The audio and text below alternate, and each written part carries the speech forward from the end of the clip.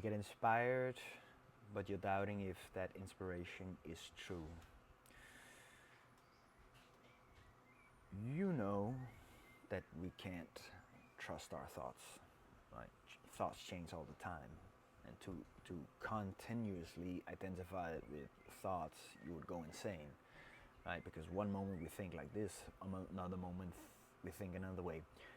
So in those words, like, thoughts are the most superficial layer of human existence, right? So you could change your thought in a moment. You could change a belief forever by reading something, right? You could have a thought that you've believed for a certain amount of time, and you read something which gives you this another thought, and you could believe that forever. So that's the most superficial layer of human existence is the mental field, right? I mean, who knows where we get these thoughts from, but they come to us, and when they are with us, the more energy we give them, the more they start to materialize, right? The more they start to become our truth.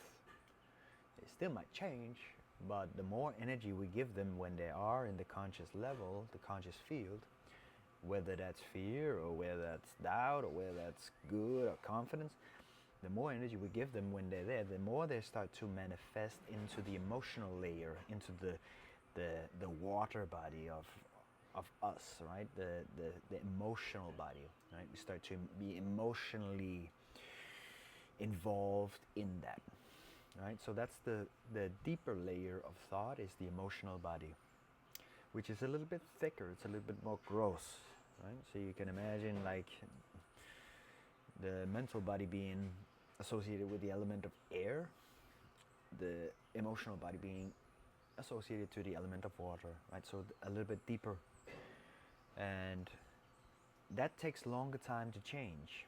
It takes a longer time to become emotionally attached to something, to change your emotions. Take a longer time.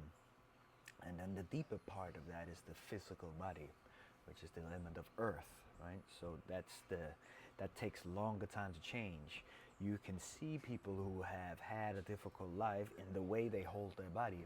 You can also see people who are living vibrantly and radiantly, how they hold the body. So that manifests throughout time.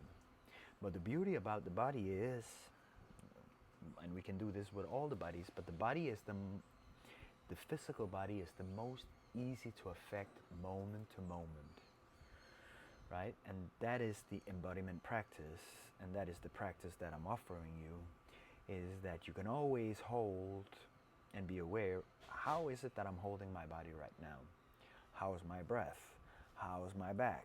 How's the front of my body? Am I tight in the belly? Am I tight anywhere? And you can always use that as an anchor to be more embodied in the moment. And that's a moment-to-moment practice. And so we were talking about this quote from the Vipassana, life is practice is life, which is just, for me, an amazing quote, because there's so much forgiveness in that. There's so much liberty in that life is practice is life.